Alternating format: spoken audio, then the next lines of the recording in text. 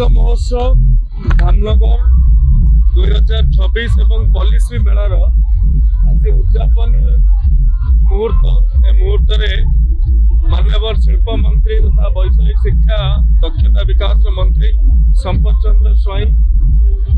आम भद्रकड़ युव विधायक सिद्धांशु शेखर महापात्र एवं अन्य बरेण्य अतिथि मैंने जोग देते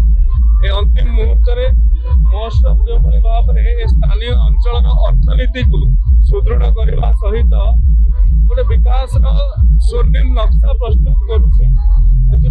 महोत्सव समिति को धन्यवाद देवी कृतज्ञता ज्ञापन करी स्थानीय जनसाधारण को जहाँ उपस्थिति आमको प्रेरित करुच्चे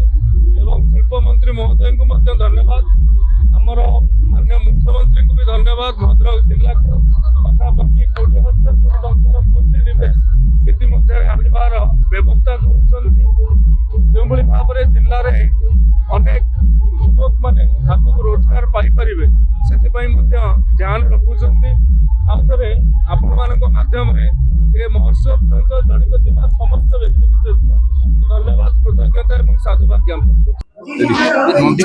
जामनगर शीत महोत्सव 2026 उद्यापन सभार जोगदे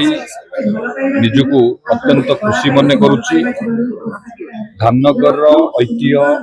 संस्कृति कला परंपरा साहित्य अस्मिता को उज्जीवित करिबारे ये निश्चित भाव में सहायक हम ये धामनगर महोत्सव केवल उत्सव समारोह नहीं ये आम भितर एकता भाईचारा सद्भावना सृष्टि करने सहित आमको आगक नबारे विशेष भाव में सहायक हम जो भाव में धामनगर महोत्सव लोकादृत्य एवं विभिन्न प्रकार विभिन्न जिलू आसिकी एकत्रित जो पॉलिसी मेला आयोजन करा लोक मान गोटे अवसर मिली मनोरंजन सहित विभिन्न सामग्री किना बिका करने सहित ये महोत्सव आनंद उल्लास उपभोग करने धामनगर माटी स्वाधीनता संग्रामी माटी धामनगर माटी आमर ओडिया साहित्य संस्कृति एवं यदि आम देखा बहुत महानुभव मान को जन्म देती ये माटी आज ये महोत्सव माध्यम आमर पूर्वज मानकर इतिहास एवं आगामी पीढ़ी को यू मन पकई राष्ट्र प्रेम सहित राष्ट्रीय भावना जागृत कर आगक बढ़ार सहायक हम और निश्चित भाव में धामनगर महोत्सव जो भाव में भव्य भाव में आयोजन होती